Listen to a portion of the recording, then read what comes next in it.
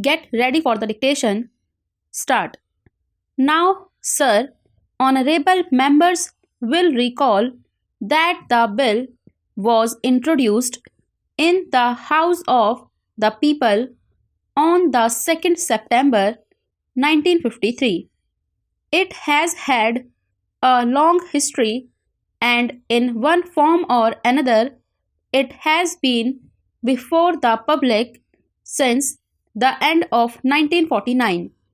In the statement of objects and reasons, the various stages through which the bill has passed since 1946 have been summarized, and I need not recapitulate on this occasion the circumstances in which the then Government of India took the decision in early 1946 to initiate an inquiry into the reform of our company law. I would remind honorable members that between 1946 and 1948, the entire field of company law was carefully reviewed by two distinguished company lawyers who were appointed to recommend the broad lines on which the present Act should be revised.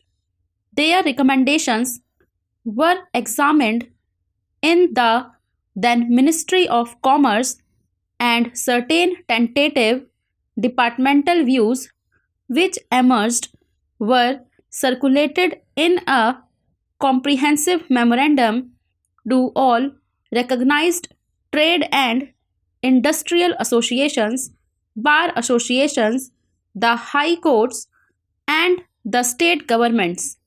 That brought us to the end of 1949.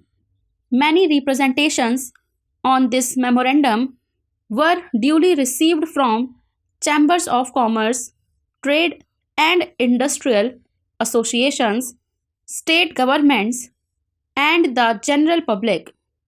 At the end of 1950, the Government of India appointed a committee under the chairmanship of Shri Bhabha to go into the entire question of the revision of the Companies Act with particular reference to its bearing on the development of trade and industry in this country.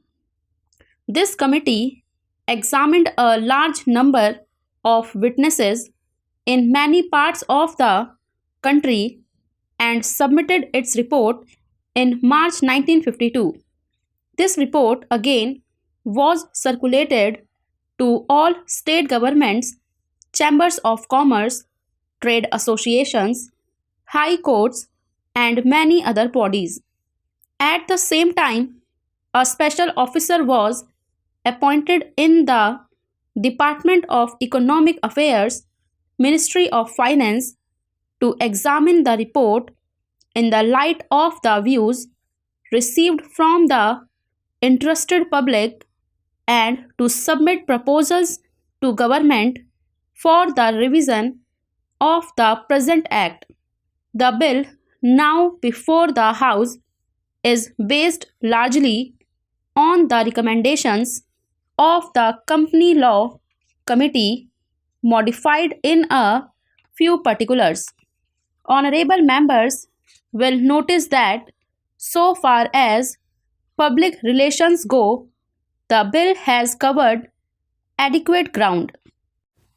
In a measure like the Companies Bill, however, which covers the entire field of the operation of joint stock companies, the limits of consultation and discussion can never be exhausted, and I would like to inform honorable members that although the bill was introduced in Parliament over 7 months ago, and officers have been engaged throughout this period in further studies and informal discussions with the interests concerned, and on occasions, I have also participated in such discussions.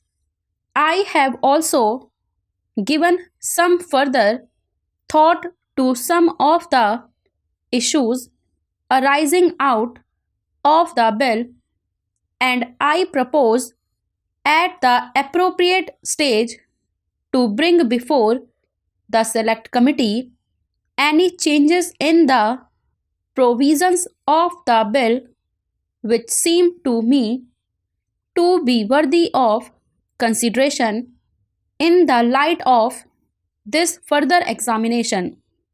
No honorable members will have noticed that the bill contains 6 clauses and 12 schedules.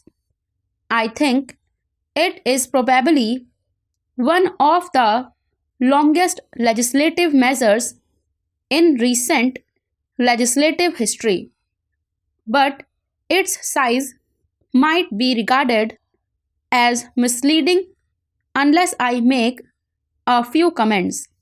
The bill is both, one must remember, a consolidating and amending measure.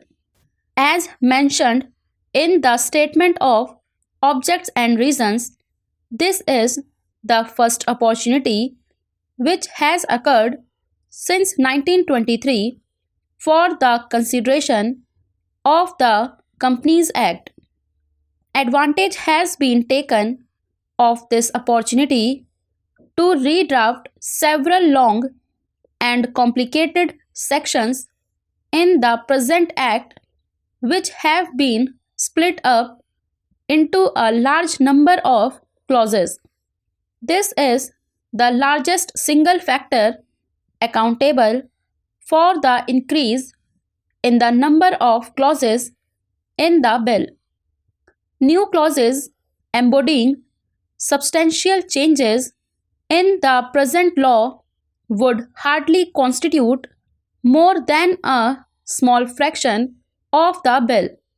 I would also draw attention to the structural changes in the bill to which a reference has been made in the statement of objects and reasons. The redraft of the bill and the rearrangement of the existing chapters in the Companies Act in a more logical order have, I think, resulted in a noticeable improvement in the form of the bill, and I hope will facilitate better understanding and appreciation of the scheme. I wish that the Act, which came into effect long ago, was implemented properly. I know that the Minister here is very earnest in implementing it, but unfortunately, his colleagues at the state level are disappointing him. Unfortunately, no steps have been taken for trimming or toning up the administration at the state level and at the district levels. They have to be taken immediately.